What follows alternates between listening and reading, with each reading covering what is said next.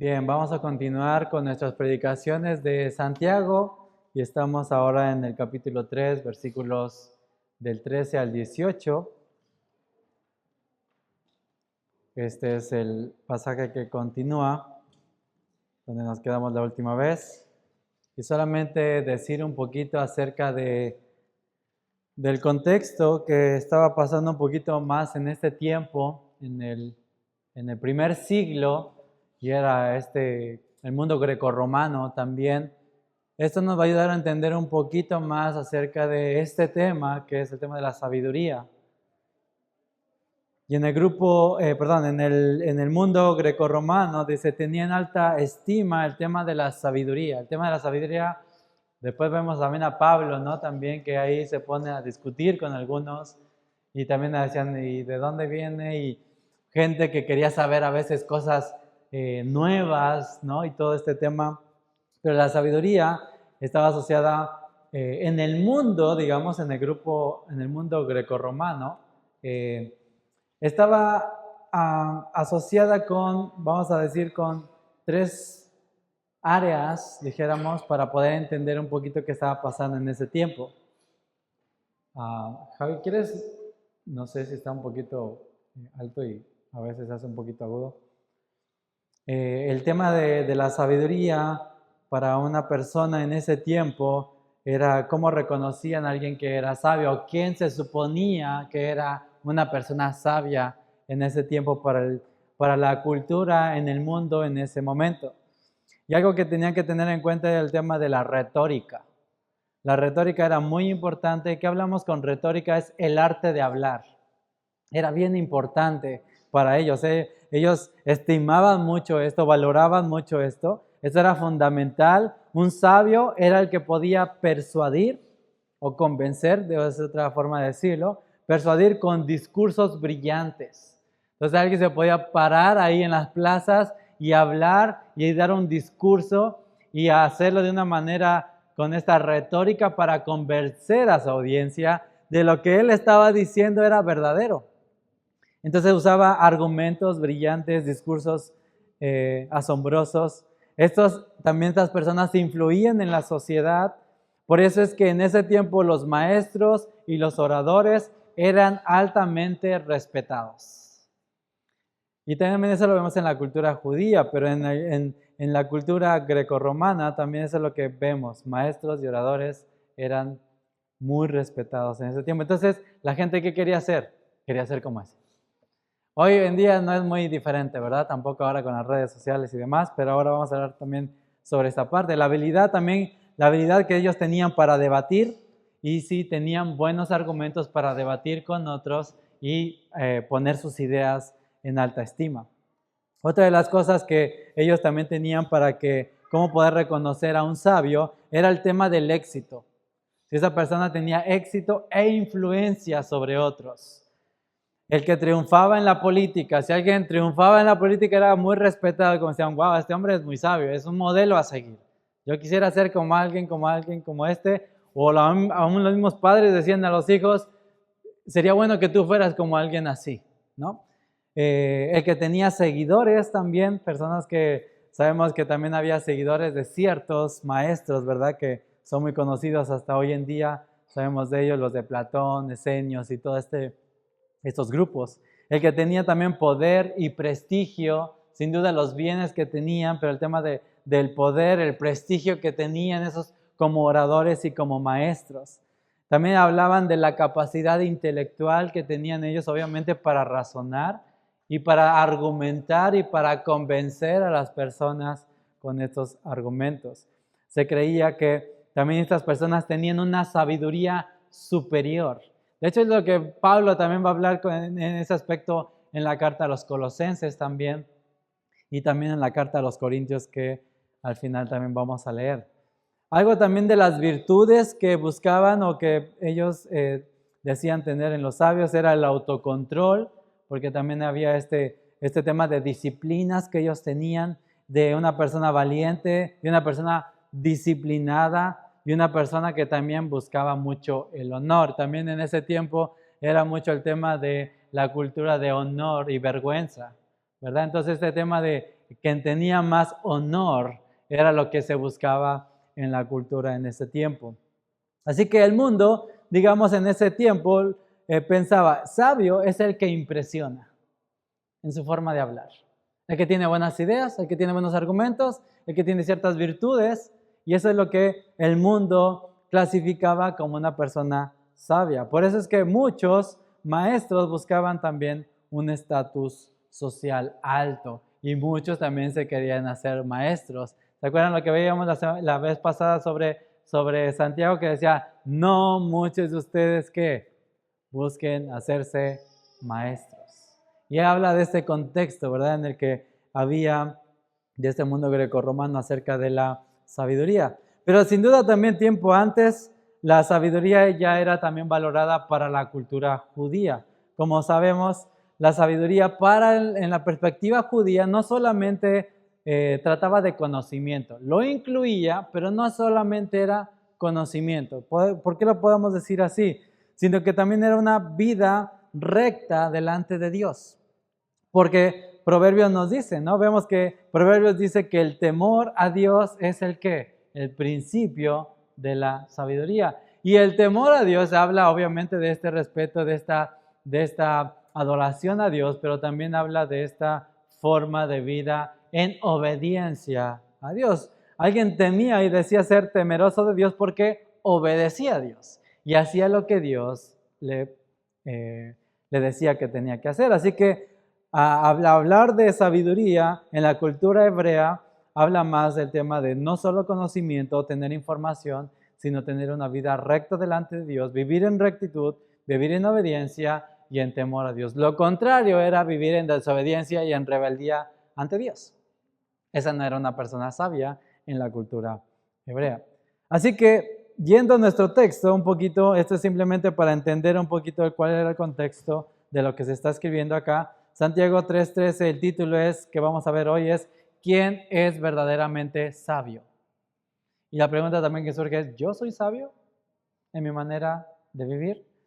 ¿Quién es verdaderamente sabio? La idea central que vamos a estar mirando en este pasaje es la sabiduría divina reproduce en nosotros el carácter de Cristo.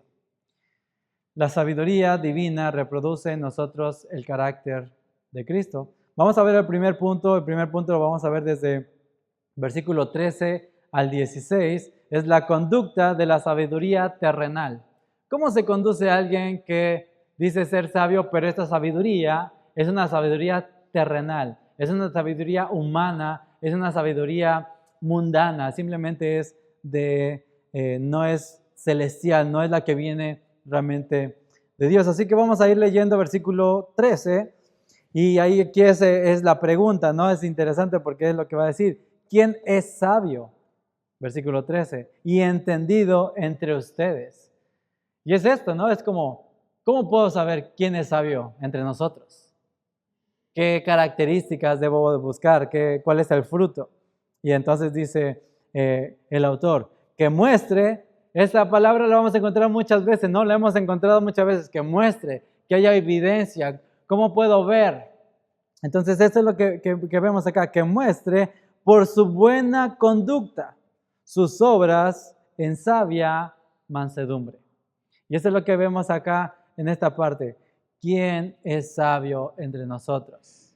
Y aún mismo considerándote a ti mismo, si eres sabio o no. Entonces, simplemente el autor quiere corregir algo que puede ser que tenga alguien este punto ciego en su vida pensando que es sabio, pero realmente no lo es. Por eso es que va a describir la sabiduría terrenal y simplemente humana. Versículo 14.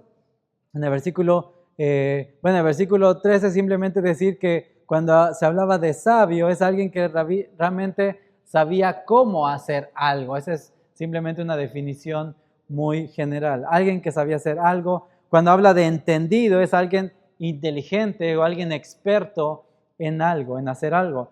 Cuando habla de la conducta, habla de la manera de vivir, que es evidente y que es mostrada ante las personas. El comportamiento, no simplemente es su conducta. Y cuando habla de mansedumbre, habla de humildad. De hecho también esta palabra tiene un matiz de dulzura, de ser manso, de ser también digamos dulce con alguien, y la consideración, cuando consideras a los otros para ser manso y humilde con otras personas que están a tu alrededor. Entonces por eso dice, muestre en sabia mansedumbre.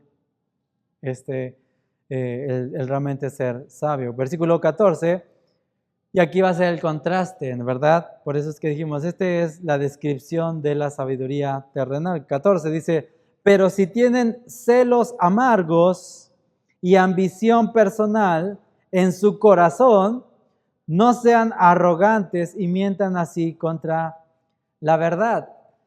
Aquí nos está describiendo cómo es esta sabiduría. Esta sabiduría que es terrenal, que es mundana, se va a conducir de esta forma. Estos son los resultados. ¿Cuáles son los resultados? Celos amargos.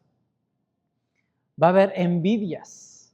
Vas a celar a otra persona y no solamente eso, estos celos habla de esta envidia y esta palabra es interesante cuando dice amargos. Y amargos dice que es como una palabra que se usa para algo que es punzante, así como un cuchillo que tiene una punta y que te pica. Y algo así dice que sientes esos celos que te pican. Y que dices, ay, ¿por qué esa persona está así? Y o no quiero que esa persona, porque hay una ambición personal. Y eso se ve muchas veces en el trabajo, ¿cierto? Cuando alguien está buscando un puesto, cuando hay un puesto libre y dices, seguramente yo voy para allá. Seguramente a mí me van a tocar, pero escogen a otro y dices, ¿cómo es posible? Y te empieza a picar todo. Entonces son estos celos amargos cuando esta sabiduría se conduce de esta forma, porque hay una ambición personal, hay un egoísmo también que vemos en el corazón. De hecho es lo que menciona más adelante. Dice, hay una ambición. Esta palabra ambición es una contención, es una guerra en nuestros miembros porque queremos que nosotros lleguemos a tal o cual lugar. Así como estas personas también en este siglo, cuando decían, pero es que yo quiero argumentar, y este está diciendo algo, pero yo quiero mostrarle que mi punto de vista es mejor que el de él. Entonces ahí surge esta contención, esta ambición personal. De hecho, esta palabra es interesante porque se dice que en los tiempos de Aristóteles se usaba para una búsqueda egoísta de un cargo político por medios injustos. Alguien buscaba un puesto político y lo hacía por medios injustos. Corrupción. Qué raro, ¿no? Que en el primer siglo haya pasado eso. Qué raro que siga pasando hoy en día porque muchas veces el corazón sigue siendo igual. Sigue siendo de esta misma forma. Hay una ambición personal y es casi como diciendo a alguien, no importa lo que tenga que hacer para que yo pueda conseguir eso. Si tenga que pisar, a que tenga que pisar. Si tenga que pagarle a que tenga que pagar, ese puesto es mío. Entonces va a hacer todo lo necesario. No importa a quién tenga que pisar, que esté al lado de él. ¿Le suena? No suena mucho eso, porque esa es muchas veces la conducta que vemos en el mundo cuando se habla. Y más entre los políticos, ¿no? Entre los políticos también no les importa si es familia, si es amigo, va a hacer lo que tenga que hacer para conseguirlo. Entonces, eso es lo que vemos, las características de esta sabiduría terrenal y mundana que vemos, o humana simplemente, que vemos acá. Y acá, como dice, hay ambición personal en su corazón, y ese es el tema. El tema es ese. A veces nosotros, como hemos dicho, no podemos ver el corazón de una persona, pero vemos cómo se conduce cierta persona y decimos, eso es lo que hay en el corazón. Porque sale de alguna forma con nuestros actos. Así que eso es lo que vemos. Y ahora voy a decir en su corazón y dice, no sean arrogantes. Ese también es el tema. Hay una arrogancia. El problema también es que hay muchas veces mucho orgullo dentro de nosotros. Mis hermanos, todos los que estamos acá luchamos contra el orgullo. O tenemos ese problema. No todos luchamos, porque algunos lo dejan ir, ¿verdad? No me importa lo que pase, pero la idea es que luchemos contra ese orgullo, que nos debemos de dar cuenta que ese orgullo no está bien delante de Dios y aún también eso me va a dañar a mí. Este tema de no ser arrogantes es lo que está diciendo aquí el autor. No seas arrogante. Dice, y mientan así contra la verdad. Y es que es verdad, cuando somos arrogantes, cuando hay un orgullo y hay veces que tú quieres hacer algo por conseguir algo, tienes la tentación de mentir, tienes la tentación de decir cosas que no para que tú puedas conseguir tal o cual cosa, tal o cual puesto, o para que tu nombre no sea manchado, tu reputación. Eso es lo que muchas veces pasa porque estamos más enfocados en lo que la gente va a decir de mí que en realmente honrar a Dios con lo que hacemos. Vamos a seguir mirando cómo se describe esta sabiduría que no viene de lo alto. Dice, versículo 15, esta sabiduría no es la que viene de lo alto. Es como, no te engañes. Tú puedes pensar que eres sabio, puedes pensar que estás siendo sabio, pero lo que dice el autor, si tú te conduces de esta forma, esta sabiduría no viene de lo alto. ¿Por qué? Dice, sino que es terrenal. En mi versión dice natural. Y no solamente eso, sino que dice es diabólica. Wow, estos adjetivos son fuertes. No dice, pues no está tan mal o simplemente no está tan buena, sino da estos adjetivos. Pero algo que quisiera que pudiéramos mirar al principio y que a veces se pasa de largo es que dice que esta sabiduría no viene. Así que cuando tenemos sabiduría es porque es algo externo. Así como la fe también. ¿Se acuerdan que hemos dicho que la fe viene por el oír? La sabiduría también. ¿Qué quiere decir esto? Que nosotros no producimos, ¿qué? Sabiduría. Nosotros no podemos producir sabiduría por nosotros mismos. Aunque a veces, así como a los niños, no sé si a veces te ha pasado ahora con mi hijo, a veces le digo, ¿y quién te enseñó eso? Yo. Wow, este niño nació aprendiendo esto. Pero no es la verdad. Lo aprendió, lo vio de alguien, pero siempre es algo externo. Pero aún más, la sabiduría que viene de lo alto, viene, esta palabra también en algunas versiones dice desciende, ¿verdad? Desciende de lo alto. Viene porque nosotros no la producimos. No tenemos la capacidad ni el poder de producir. Viene, es dada ¿de quién? De Dios. Es un regalo de Dios y se nos es dada. Así que dice, no es la que viene de lo alto, sino que es terrenal. Y cuando acá dice, es terrenal, simplemente habla de que es de este mundo. Esta sabiduría es de este mundo, no es la que viene de Dios. Esta sabiduría también dice que es natural. Esta palabra natural también puede significar en el tema de que es mundana, de que no es espiritual, de que hay unas versiones que dicen que es animal, y ese también dice tú, animal, y es humana. Simplemente en la definición de esta palabra, en su original es humana, es meramente humana. Así que esta misma palabra, de hecho, la encontramos cuando en 1 Corintios dice que es el hombre natural, no percibe las cosas del Espíritu. ¿Por qué? Porque es natural, dice, él no ha sido convertido, su corazón no ha sido cambiado. Es este hombre natural, así como nacemos, donde no ha habido una obra de regeneración de parte de Dios. También aparece en Judas 19 cuando habla de los falsos maestros, dice de estos mundanos, dice que no tienen el Espíritu. Y usa esta misma palabra, son naturales, son mundanos. Así que esa es la característica que vemos acá de esta misma sabiduría. Esa sabiduría que es meramente humana, que no viene de Dios. Y la última, que cuando dice diabólica, simplemente es que dice, su autor es el mismo demonio. Viene del infierno. Y a veces podemos pensar que, bueno, tener cierta sabiduría o ciertas opiniones o algo no le causa daño a nadie. Pero hay veces que, muchas veces más bien, nuestras ideas, nuestros pensamientos, nuestras convicciones, si no vienen de parte de Dios, vienen de nosotros.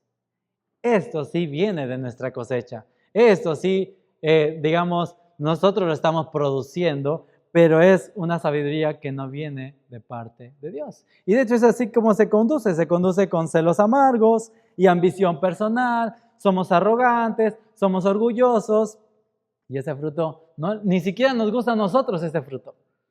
Porque cuando tú te encuentras a una persona que se cree sabia en su propia opinión, que es arrogante, que es orgulloso, ¿te gusta estar con esa persona?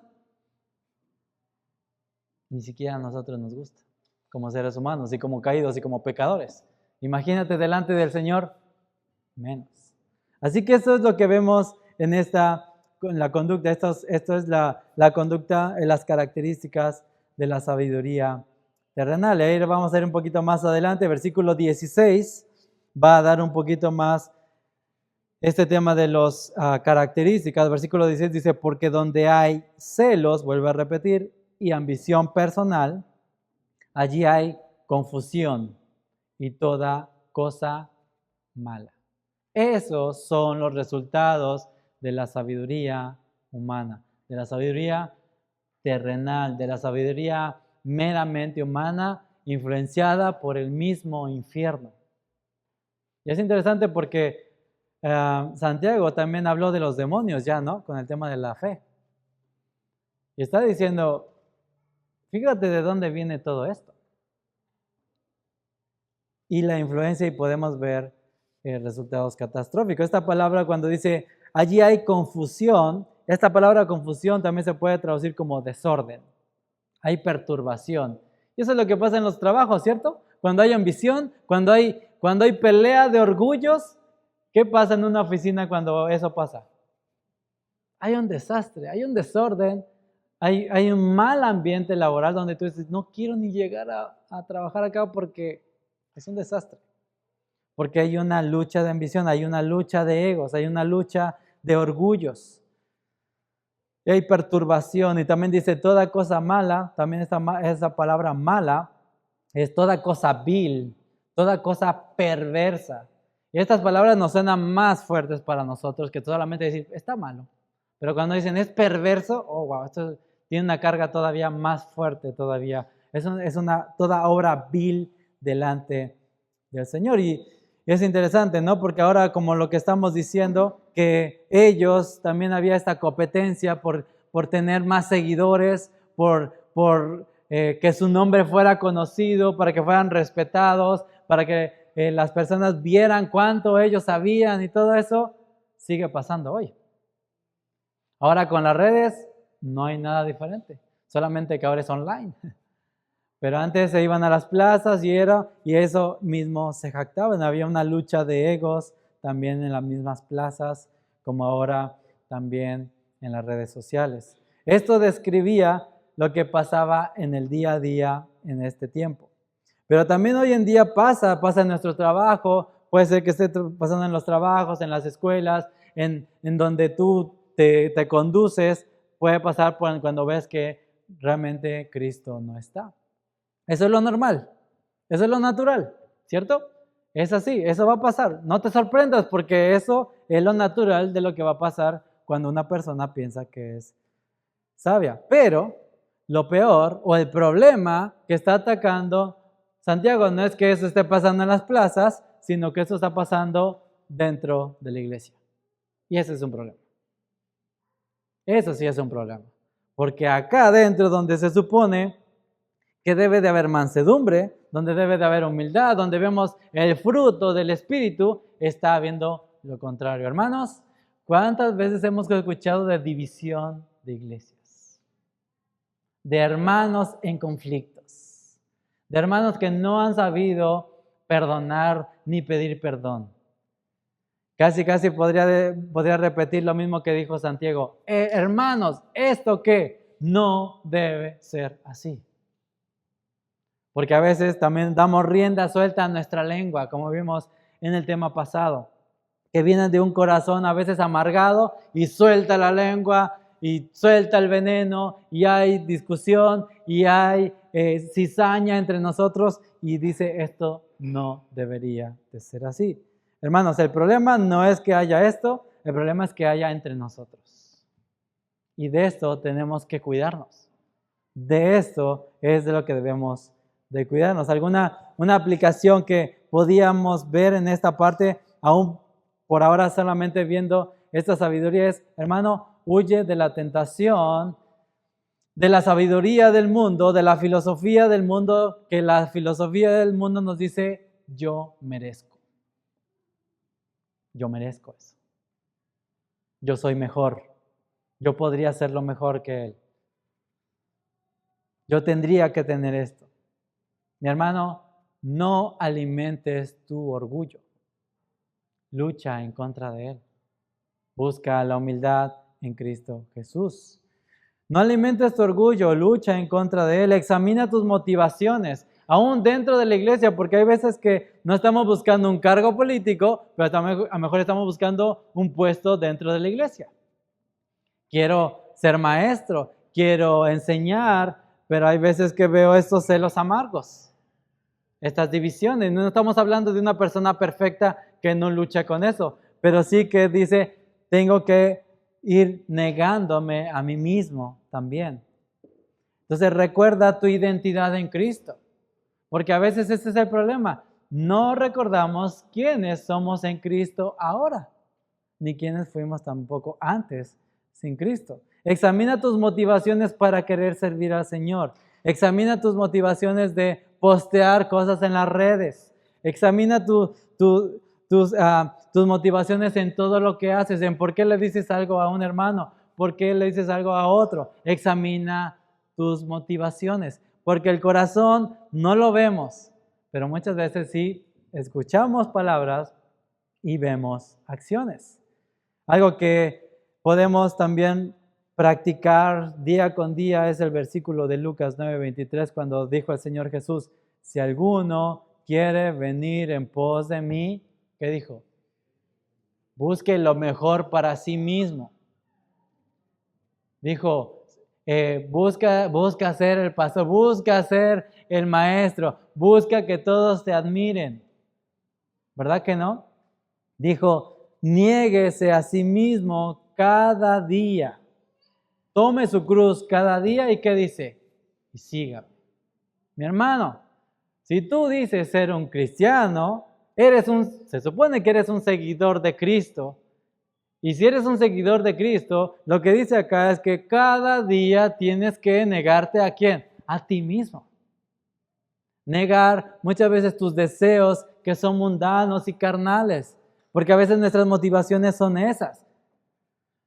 Y a veces no me preocupo por el hermano y ni siquiera a veces me preocupo de lo que Dios piensa en cuanto a mis motivaciones, que yo sí las conozco. Recuerda, fuimos salvados en Cristo para dar gloria a Dios, para buscar su gloria, para que su nombre sea exaltado, no para que mi nombre sea exaltado. Porque a veces eso pasa, ¿no? En las iglesias a veces llega a pasar, es que yo he servido, yo hago esto, yo hago todo el otro y nadie me lo reconoce. Te estás equivocando de reconocimiento. Tú lo estás haciendo para el Señor sabe. Pero si lo estás haciendo para tu gloria, el Señor también lo sabe, ¿verdad? Entonces a veces, y mis hermanos, todos estos vamos a luchar, no importa que ya tenemos a Cristo como nuestro Salvador, si somos nuevas personas, nuevo corazón, pero aún vamos a luchar con estas motivaciones. Así que, mi hermano, es algo que puedes examinar en tu corazón y que cada día podamos venir delante del Señor y decir, Señor, ayúdame a negarme a mí mismo y a buscar tu gloria, porque lo hacemos para tu gloria y para tu honra. Así que recuerda, ¿quién eres en Cristo? ¿Quiénes somos en Cristo? Vamos a ir al punto número 2 de estos versículos 17 al 18. Versículos 17 al 18 es los frutos de la sabiduría divina. Ok, ya vimos cuáles son las características de la sabiduría terrenal, mundana, natural, animal, diabólica. Pero también Santiago ahora nos va a decir, estos son los frutos de la verdadera sabiduría, de la sabiduría que viene de lo alto. Y va a ser el contraste, versículo 17, pero la sabiduría de lo alto es primeramente pura, después pacífica, amable, condescendiente, llena de misericordia y de buenos frutos, sin vacilación sin hipocresía. Y eso nos está dando las características, los frutos de la sabiduría divina. Es interesante porque el autor dice primero, y es en importancia, esto es lo más importante en estos frutos, que es limpia, que es pura, que es santa, que nos lleva a buscar la santidad. Y esto primeramente es nuestra posición delante de Dios. ¿Cómo estamos haciendo las cosas? ¿Por qué estamos haciendo esto? Dice después, ¿viste? Aún también hace este énfasis, después, pacífica. Y esta palabra pacífica sin duda que también, obviamente habla de hacer la paz y de buscar la paz entre los hermanos. Es un contraste a la contención que vemos de la sabiduría que es humana. Esta no busca contender. Esta no busca decir, pues si tú vas, yo voy primero, quítate y empiezas a codear para ganar tú. Sino más bien busca la paz. Hay veces que uno dice, está bien, si quieres para ti, tenla. Busca la paz entre los hermanos. Pacífica, después también dice, es amable. En mi versión, ¿verdad? En las Américas dice amable. Habla de esta gentileza para con otros. Es amable, es gentil. ¿Ves todo el contraste que ves a esta sabiduría humana, diabólica, que busca su propio bien? Condescendiente, y esta palabra condescendiente también se puede traducir como benigna, como obediente. Tiene un énfasis, un matiz, que es alguien que se pone debajo de otro para que pueda ser obediente a ese otro. La otra sabiduría comúnmente dice, ¿tú quién eres para mandarme? ¿Quién eres tú? Y no le gusta someterse a otros. Eso lucha mucho y no quiere someterse a autoridades ni a otras personas, aunque piense que se somete a Dios, pero no se quiere someter a un liderazgo humano puesto por el Señor, como pastores, como a veces autoridades que ha puesto el mismo Señor. Obviamente toda esta sumisión que hablamos es de una manera sana, ¿verdad? No estamos hablando que ilimitada, como hay otros que piensan que casi ponen a los pastores como el Papa y que ciegamente sirven o quieren amar a sus pastores. No estamos hablando de esa obediencia ciega ni ilimitada, sino de la obediencia que nos manda la Escritura. Pero sí vemos esta condescendiente, dice que es benigna y que busca obedecer, que busca también aprender también de otros. Y también dice llena de misericordia. Es interesante estas palabras que usa, llena de misericordia. Esta compasión por otras personas. ¿Ves el contraste del otro? El otro no le importa a quién tenga que pisar. No le importa a quién tenga que dejar sin comer. No le importa eso. Pero lo que vemos de la sabiduría que viene de lo alto le importa mucho. Tiene compasión por otros. Así como Jesús mismo tenía compasión por las personas cuando dice, estas personas parece que dicen, son como ovejas que no tienen pastor. Necesitan a alguien, necesitan guía, ¿no? Entonces, de esa misma forma también nosotros, al tener la sabiduría que viene de lo alto, va a tener este fruto en nosotros donde vamos a tener compasión por otras personas y no pisarlas y no usarlas para yo cumplir lo que yo quiero o buscar esos puestos que a mí me importan. Entonces dice esta compasión, cuando dice sin vacilación, como dice en mi versión, de ser divisivo. No busca ser divisivo, no hay prejuicios, no hay imparcialidad en él. No es lo que veíamos también de ser imparciales, de no ser acepción de personas, como también es un tema que ya se tocó en Santiago. No busca hacer esto, no dice, tú sí me funcionas, listo, tú sí me funcionas, contigo sí puedo tener una relación porque tú me puedes ayudar a saltar para allá. No, sino que dice que esa persona también busca no tener este prejuicio ni esta imparcialidad, mucho menos empezar a hacer división. Porque a veces no, como dicen, divide y vencerás, ¿verdad? Entonces a veces empiezan a meter cizaña entre las personas para que alguien quede bien.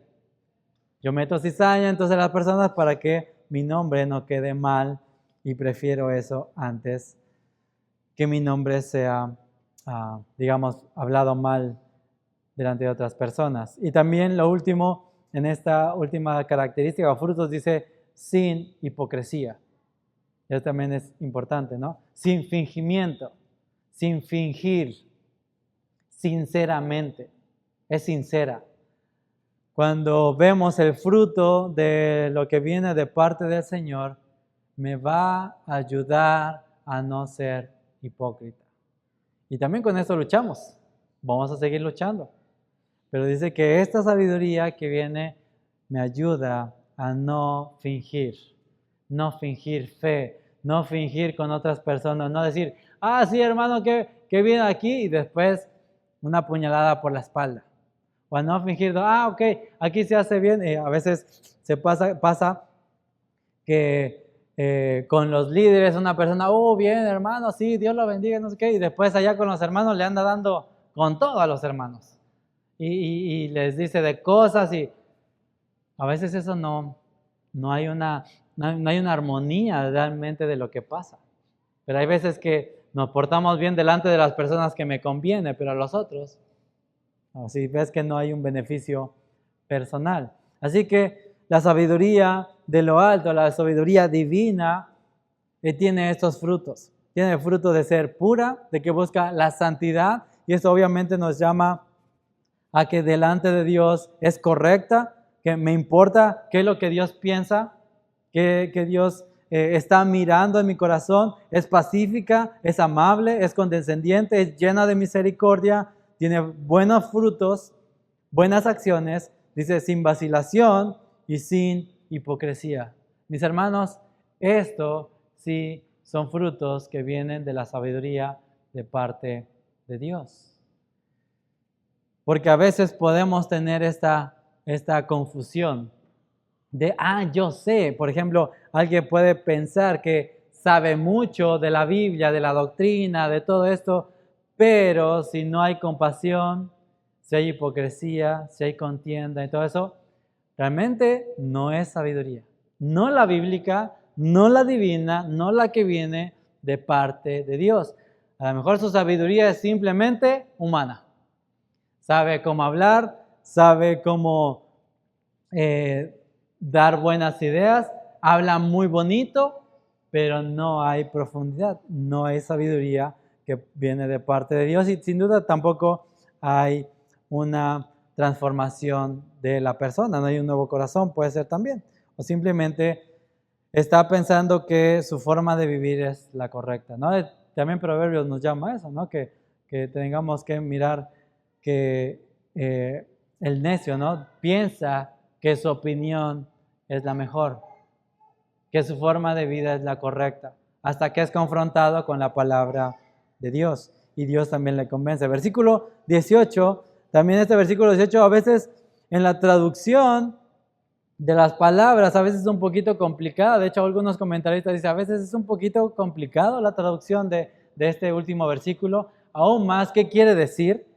Pero simplemente lo leo, dice, y la semilla cuyo fruto es la justicia se siembra en paz por aquellos que hacen la paz. Y nos habla de una semilla, nos habla de un fruto, nos habla de aquellos que hacen la paz y cómo se siembra esta semilla con toda paz. Entonces lo que podemos ver es que también habla de la ley, de la siembra y la cosecha, ¿verdad? También es básicamente lo que siembras, ¿qué vas a cosechar? Eso mismo. Eso mismo. Entonces, si tú siembras con celos amargos, con ambición y todo eso, eso también te va a llegar. Al final de cuentas, todo eso también tiene sus consecuencias de hacer algo. Como alguien se da cuenta que lo estás utilizando para llegar a cierto puesto, o estás mintiendo, o estás inflando los números, o estás haciendo trampa, ¿qué va a pasar? Te van a correr, te van a echar, ya no van a creer más en ti. Entonces, todo este tema de la ley, de la siembra y la cosecha, según lo que siembras, eso es lo que vas a cosechar. Pero también ahí dice cómo estas personas lo hacen en paz, no buscando el conflicto, no buscando el choque. Mis hermanos, aún también hay veces que necesitamos arreglar conflictos. Esto no quiere decir que, bueno, entonces no me meto con nadie. Ni ellos se meten conmigo, ni yo me meto con ellos. No, tampoco está diciendo eso, porque el compasión es, realmente tener compasión es dirigirte con alguien, con una persona. amar a una persona, y aun cuando una persona está mal, hay que corregirla. Tenemos que corregirnos los unos a los otros, amándonos, exhortándonos los unos a los otros. Eso es parte de nuestro amor y de nuestra compasión delante del Señor, porque eso es lo que el Señor nos manda. Pero como lo hemos dicho, muchas veces puedo hacer una acción correcta de una manera incorrecta. Puedo querer amonestar a mi hermano, pero lo puedo hacer pecaminosamente. Lo puedo hacer porque yo quiero que esa persona vea que yo sí sé más que esa persona, o demás, o hacerlo de una manera que no es bíblica. Por eso la Biblia nos dice que nos debemos de considerar a nosotros mismos, ¿verdad? Cuando hablamos con otra persona. Dice, ustedes que son espirituales, es como diciendo, ustedes que viven el espíritu, y es porque tú estás viendo que el otro hermano no está viviendo en el espíritu, deberías de hacerlo con gracia y con amor delante del Señor y con motivaciones correctas, ¿verdad? Porque alguien puede decir, bueno, pero yo le estoy diciendo la verdad. Sí, pero se le estás diciendo golpeándolo con tus palabras, golpeándolo con palabras como de espada. Y a veces eso también no hay una reacción correcta, y por eso hay contención y luchas y peleas, porque también a veces no se hace de una manera correcta. Quisiera mencionarles un poquito cómo eran vistos los cristianos en el primer siglo, hablando de este tema de sabiduría. Bueno, los cristianos eran vistos en cuatro áreas. Dice, eran vistos primero como una gente sin honor social. Muchos cristianos eran pobres, muchos cristianos eran esclavos, muchas personas de los cristianos eran personas sin influencia. No tenían ideas como las de estos filósofos y sabios. Por eso es que el mensaje del evangelio, el mensaje cristiano, parecía socialmente muy débil. El movimiento cristiano no tenía prestigio social, y ahorita vamos a decir por qué algunas de esas cosas. Pero así eran vistos los cristianos. Los cristianos eran vistos sin honor social. Entonces imagínate, ¿alguien quería ser cristiano? Decían, no. ¿Para ser de esa bajeza? No. Otra de las áreas era que eran considerados irracionales o necios. El mensaje de que un hombre crucificado era el Señor y que había muerto en una cruz y que después había resucitado, para muchos de ellos era absurdo. Hoy en día también. Pero en ese tiempo todavía ellos decían, era absurdo. Para muchos griegos el evangelio parecía intelectualmente ridículo. Decía, eso no tiene ninguna lógica. Eso no parece muy sabio. Por eso es que así se les miraba a los cristianos en este tiempo. También ellos eran acusados de ser antisociales porque los cristianos no participaban en las prácticas normales de la sociedad, como sacrificio a los dioses, fiestas religiosas paganas, el culto al mismo emperador. Entonces decían, no, eso no está bueno, esos son muy antisociales en ese aspecto. Es interesante, tantas cosas muy parecidas a hoy en día. Después de ese, también eran vistos como gente débil. La cultura romana se admiraba de poder, de honor, de fuerza, de victoria. Dice, pero los cristianos hablaban de humildad, hablaban de mansedumbre, hablaban de amar a los enemigos y de sufrir por Cristo. Esto no tenía sentido. Esto para ellos era debilidad. Ellos decían, yo no quiero eso. Esto parecía debilidad moral ante muchos romanos. Esto no era atractivo. Pero actualmente muchas veces hacer lo correcto hoy en día también parece de esta misma forma. Parece débil. Cuando tienes la oportunidad de mentir en algo y todos se dan cuenta y dices, puedes hacer esto y te van a dar más. O vas a subir a tal puesto y tú dices, no, pero no es lo correcto. Pero qué tonto. O como pasa muchas veces en nuestros países, que te dan el cambio de más y tú dices, ay, me dio de más, voy a regresárselo. Y alguien se entera, qué tonto, yo me lo hubiera quedado. Parece débil hacer cosas honestas, ¿o no? Delante del mundo, de este mundo, a veces el hacer lo correcto delante de Dios parece débil, parece tonto delante de las personas. A veces hacer cosas deshonestas parece que es el poder, ¿no? Y eso es lo que a veces ahora también en este tiempo se valora mucho el éxito, se valora mucho el tener, no importando cuáles son los medios para llegar a eso. Mientras los tengas, eres exitoso y eres sabio, y eres inteligente y eres poderoso. Y esos son los modelos que hoy en día vemos, ¿no? Y aún en las redes sociales. Acompáñame a leer primero a los Corintios, capítulo 1, versículo 18. Primero a los Corintios. Teniendo eso en mente, mis hermanos,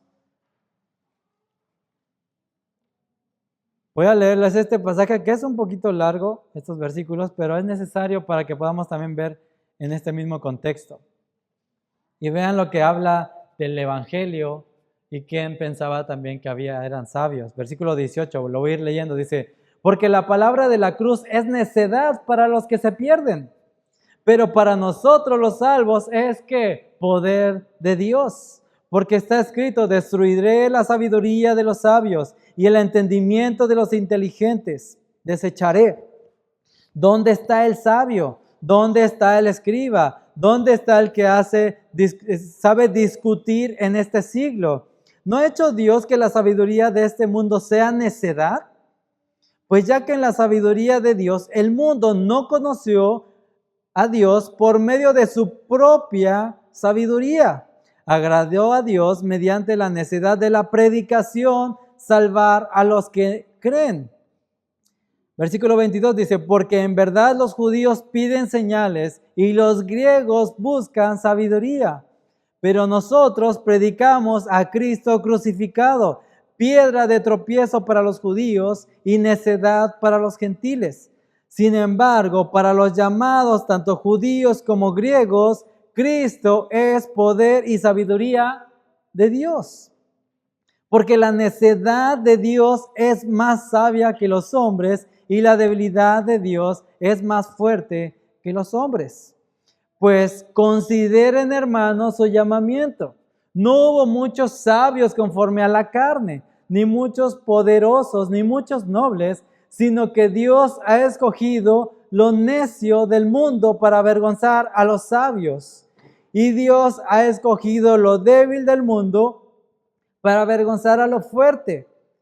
También Dios ha escogido lo vil y despreciado del mundo, lo que no es, para anular lo que es, para que nadie se jacte delante de Dios. ¿Por qué lo hace? Para que nadie se jacte delante de Dios. Versículo 30. Pero por obra suya de Dios están ustedes en Cristo Jesús, la cual se hizo para nosotros sabiduría de Dios y justificación, santificación y redención, para que tal como está escrito, el que se gloría, ¿qué? Gloríese en el Señor. ¿Ves? Eso concuerda mucho con lo que estaba pasando en este siglo. Lo desechado, todo ese, digamos, lo vil, lo menospreciado, ese es lo que escogió el Señor. Y quizás estás acá pensando que el Evangelio y que Cristo, dice, no solo es para los religiosos. Porque a veces se piensa, bueno, el Evangelio y Cristo es para los religiosos o para las personas buenas. Pero Cristo vino a salvar a pecadores, a lo vil y lo menospreciado. Él llamó a adúlteros, Él llamó a defraudadores, a religiosos orgullosos, a los que se creían ser buenos y a los que sabían también que eran malos. Si hoy reconoces que no eres digno, ven a Cristo. Ven y pide perdón y di: Cristo, gracias por salvarme. Suplica que te salve. Y si crees que no necesitas a Cristo, oro para que Dios te convenza y para que Dios quite la venda de tus ojos, para que Él te muestre que lo necesitas. Tú necesitas a Cristo, así como todos lo necesitamos. Necesitamos que Dios nos salve. Pero también, amada iglesia, si tú ya eres creyente, cuando Pablo está escribiendo esto a los corintios, está en medio, él ha escuchado de muchas divisiones y rivalidades en la iglesia de Corinto. Pero ¿sabes lo que hace? Pablo les recuerda quién es Cristo. Cristo es sabiduría y poder de Dios.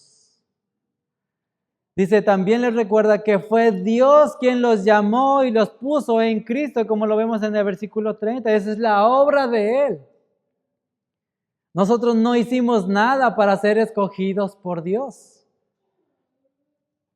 El versículo 30 dice claramente que fue su obra, que ellos estén en Cristo, les dice a los Corintios. Dice, no hay nada de qué jactarnos, porque ese es el problema. Muchas veces me jacto pensando o olvidando quién soy en Cristo. Esto mismo aplica para nosotros, mis hermanos.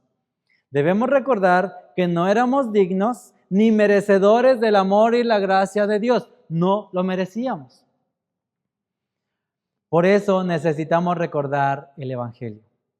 ¿Quiénes éramos antes sin Cristo? ¿Quiénes somos ahora en Cristo? Y así valorar profundamente la gracia que se nos ha dado en Cristo. Esta es la sabiduría que viene de lo alto, conocer a Cristo. Él nos dirige y nos da el poder para amar a nuestros hermanos. Y aún dice, con todo y sus pecados de tus hermanos, pero aún también con tus pecados mismos. Tus propios pecados también. Dios nos ha dado la capacidad y el poder también para perdonar y para pedir perdón, si es con eso con lo que luchas. Dios nos ha dado el poder y la capacidad para pedir perdón y para perdonar, porque Él, siendo perfectamente santo, perdonó nuestros pecados en Cristo Jesús.